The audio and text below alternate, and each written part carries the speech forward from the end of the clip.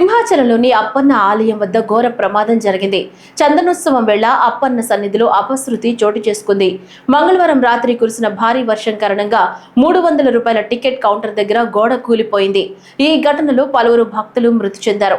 మరో 10 మందికి పైగా భక్తులకు గాయాలయ్యాయి. శిథిలాల కింద మరికొందరు చిక్కుకున్నారు. మృతి చెందిన వారిలో 3 మహిళలు ఉన్నారని అధికారులు తెలిపారు. ఘటన విషయం తెలియగానే రంగంలోకి దిగిన ఎన్డీఆర్ఎఫ్, ఎస్డీఆర్ఎఫ్ బృందాలు సహాయక చర్యలు చేపట్టాయి. కాగా సింహాద్రి అప్పన్న ఆలయం వద్ద జరిగిన ప్రమాద ఘటన విషయం తెలిసిన వెంటనే రాష్ట్ర విపత్తుల నిర్వహణ శాఖ మంత్రి వంగలపూడి అనిత, జిల్లా కలెక్టర్ అక్కడకు చేరుకుని పరిస్థితిని సమీక్షించారు. ఈ ఘటనపై విచారణకు ఆదేశిస్తామని మంత్రి అనిత తెలిపారు. సుమారుగా 7 ప్రాణాలు కోల్పోవడం జరిగింది. అందులో 4 పురుషులు ఉన్నారు, 3 స్త్రీలు ఉన్నారు.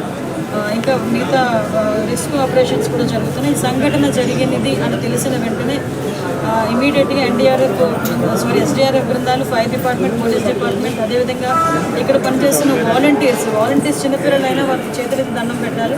నిజంగా వాలంటీర్స్ అయితే ఇమీడియట్గా కొంతమందిని బయటకు తీసుకొచ్చి హాస్పిటల్కి తరలించారు. ఎన్డీఆర్ఎఫ్ టీం కూడా ఆన్బోర్డ్ అయింది. ఎన్డీఆర్ఎఫ్ టీం 2, ఎస్డీఆర్ఎఫ్ టీంలో 2, fire department and police department అందరూ కలిసి రెస్క్యూ ఆపరేషన్స్ కూడా చేస్తున్నారు. మొత్తం అంతా క్లియర్ చేస్తున్నారు. అందరూ కూడా నిజంగా చనిపోయిన వాళ్ళ కుటుంబాలందరికీ కూడా సంతాపం తెలియజేసుకుంటున్నాం. గవర్నమెంట్ తరఫున కూడా మ్యాక్సిమం అన్ని ప్రికాషన్స్ తీసుకున్నాం. కేవలం ఈ భారీ వర్షము, అదేవిధంగా ఈ గాలి దుమారం వల్ల మ్యాక్సిమం జరిగిన ఇన్సిడెంట్, ఇది యాక్సిడెంట్. దయచేసి ఇంకా ఫర్దర్గా డీటెయిల్స్ అన్ని వస్తాయి.